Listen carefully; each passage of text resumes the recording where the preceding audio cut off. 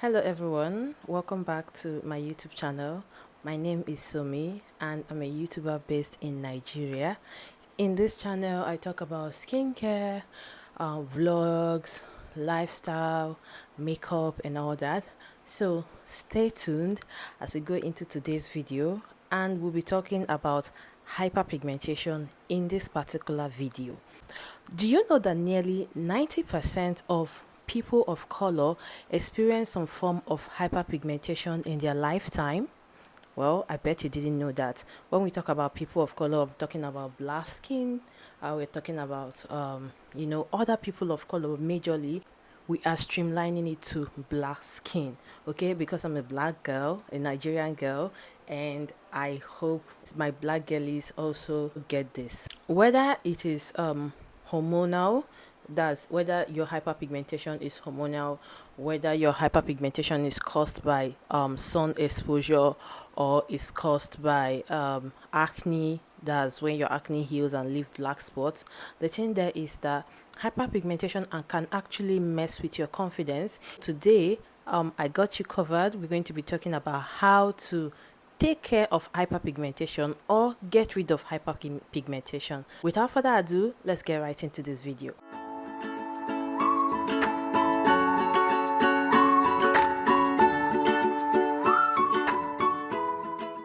Today we'll be diving into this topic. Many of us can relate to this topic, and it's hyperpigmentation. One of the hardest things to treat when it comes to skincare concerns can actually be hyperpigmentation. But the good news is that there are actually ways that we can treat hyperpigmentation effectively. First off, it is important to note that hyperpigmentation is basically when some certain areas of your skin are actually darker than some. Now, if I'm being honest, I would love to let you also know that when it comes to some certain areas of your skin being darker than some, to be fair, it's absolutely normal.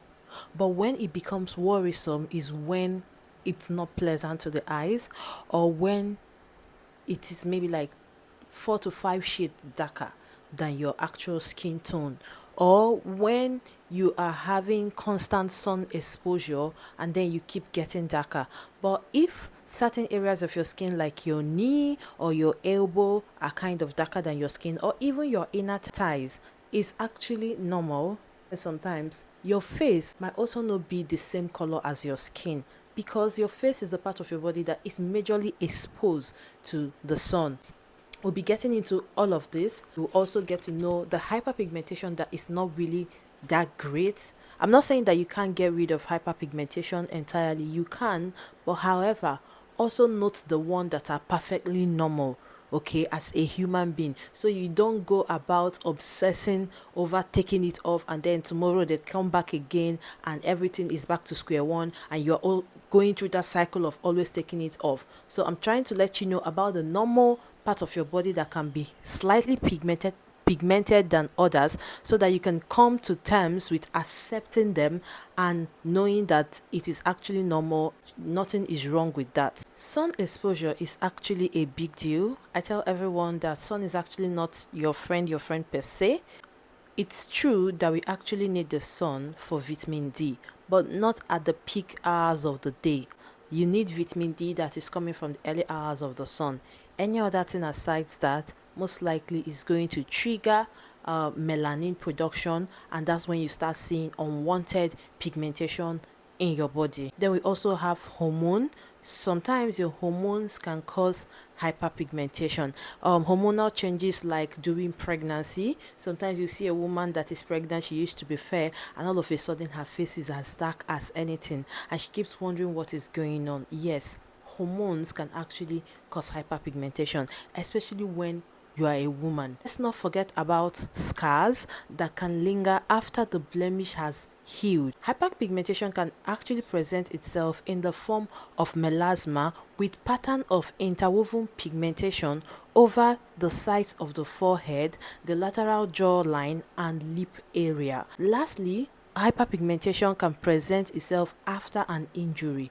If you have thermal burns, if you have mechanical trauma on the skin, example, friction between your thighs, you realize that some persons of color can have hyperpigmentation, that's increased melanin production at that point, at those parts of their body, which leads to the skin getting hyperpigmented. As people of color, we are already pigmented. Our body already produces melanin. But where the problem is when something triggers more production of melanin. And most times when this more production of melanin happens, sometimes it's more like trying to protect you from something or a response to trauma. Treating hyperpigmentation can be very tricky. Sometimes it requires consistent use of your treatment, and sometimes it could require professional treatment for you to get your hyperpigmentation gone. I would also love to let you know that whenever you're treating hyperpigmentation, you must tackle the cause of that hyperpigmentation, because if you don't tackle the cause of the hyperpigmentation, you keep going round and round in circles. Let me give you an example. If acne is the reason why you are hyperpigmented, let's say when you have acne and at the end of the day you have acne scars and then they heal and that part of your skin gets hyperpigmented.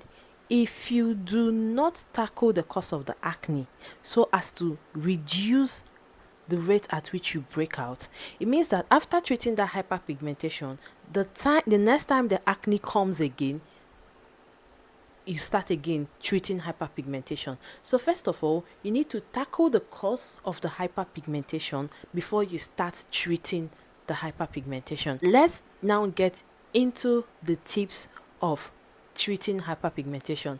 And the first one on my list is sunscreen. If you're treating hyperpigmentation and you don't use your sunscreen, SPF 50, UVA and UVB, and for the Korean brands where we have PA+++, then I think you're joking. Majority of the pigmentation that you have, even when you're not acne prone, even when your skin color is okay, even when everything is okay with you, no hormonal issues and all that, is from the rays of the sun. So for someone that needs to tackle hyperpigmentation, a broad spectrum sunscreen should not be skipped in your day-to-day routine. Even if it's cloudy outside, the UV rays can still penetrate. So even if it's raining, even if it's cloudy, even if you're not seeing the sun up there, try to make sure you protect your skin with your sunscreen to avoid the UV rays damaging your skin. And also do not forget to reapply your sunscreens every 2 hours. Even if you're at home, you want to see a good result when it comes to treating of hyperpigmentation, try to apply your sunscreen and reapply every 2 hours. If you're at home, you can apply just once and make sure you're not closer to where the sun penetrates into the house. Aside wearing your sunscreen, we also have what we call protective clothing. You don't go about wearing strapless clothes that are too revealing and you are always moving around in the sun or always in the sun. Definitely you're going to get hyperpigmented. Your skin is going to get hyperpigmented. So what do you need to take care of this? You need to make sure that you wear clothes that are properly fitted and covered. You can introduce wearing turtleneck. If your hyperpigmentation always occur on your feet, you can start wearing socks. You can limit sun exposure. This is also a tip that is going to help you. Aside limiting sun exposure, we have wearing hats. If at all you cannot limit sun exposure, you can get a hat. So whenever you're in the sun, if you can't use an umbrella, you can wear a hat that can shield your face to a reasonable extent. And I also believe that by then you should be wearing a protective clothing that will also protect you from the sun. And if there are parts of your body that are exposed to the sun, try to wear your sunscreen to protect those parts of your body. That's the first tip for tackling hyperpigmentation.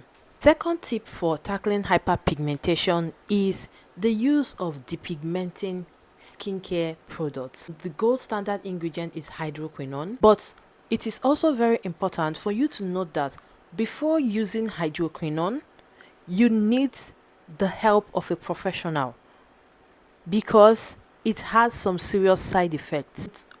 4 weeks you should be seeing good results, but please don't go out there over the counter and get hydroquinone on your own. Some people make mistakes of doing that.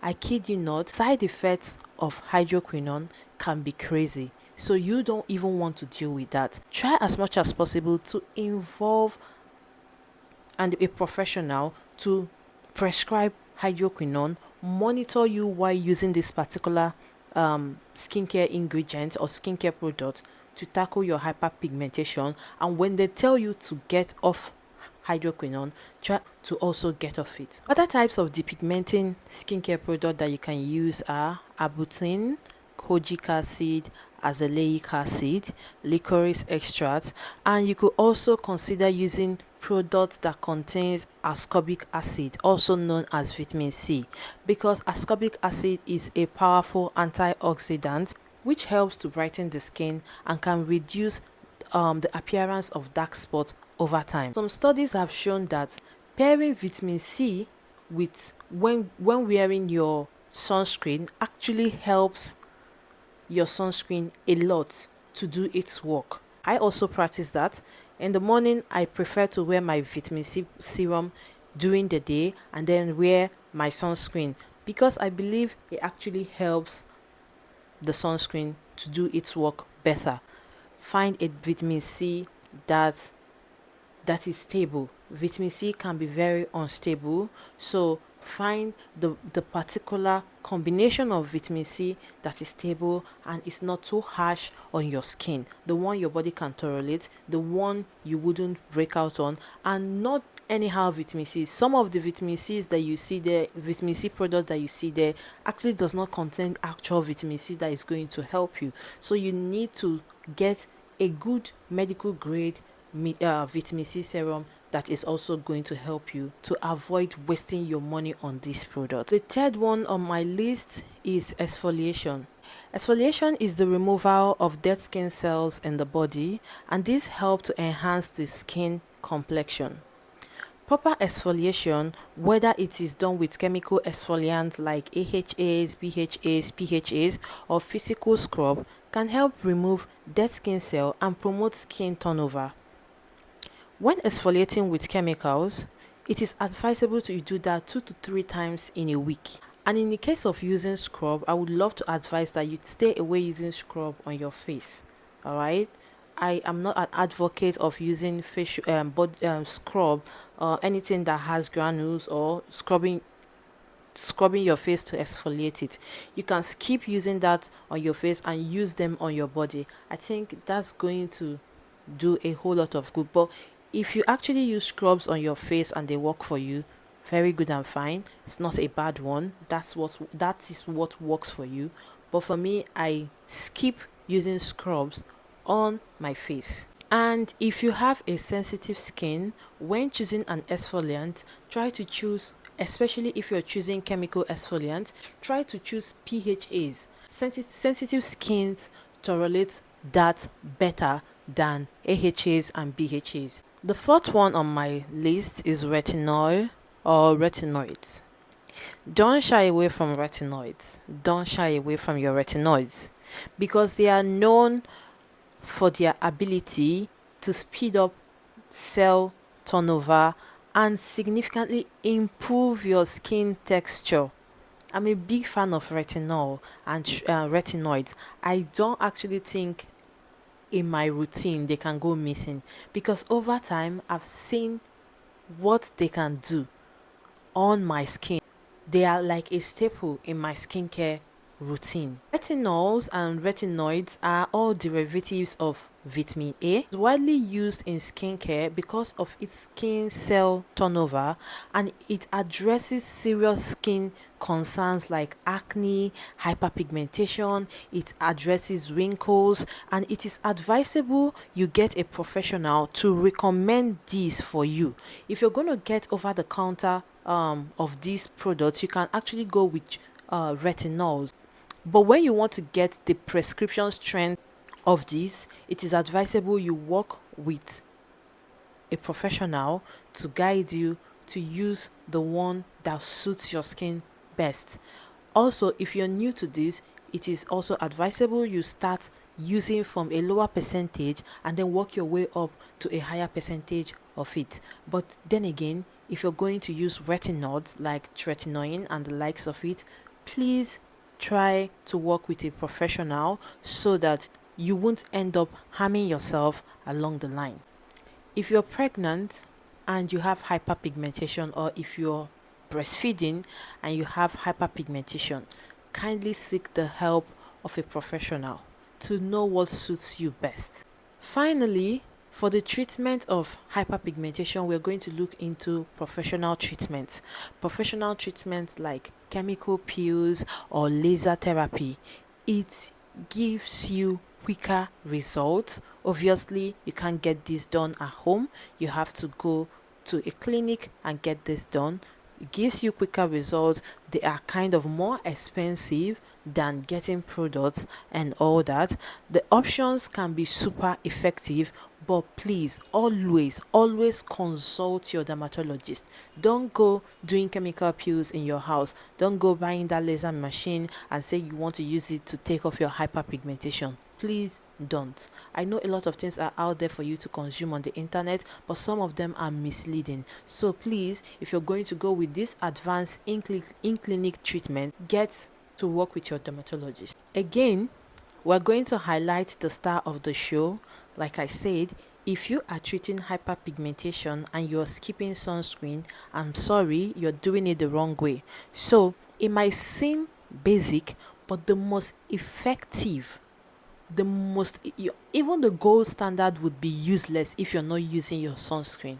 The most effective way of tackling hyperpigmentation is by making proper use of your sunscreen all the time, especially during the day. Imagine doing all the hard work with your skincare routine only to have sun exposure and then sabotage your progress. It doesn't make sense. So I believe you wouldn't want to do something like that to yourself. Always wear your sunscreen, reapply your sunscreen, make sure you use enough sunscreen. A lot of you would say sunscreen doesn't work for you, it makes you sweat and all that. My dear, you need to check out other brands of sunscreen.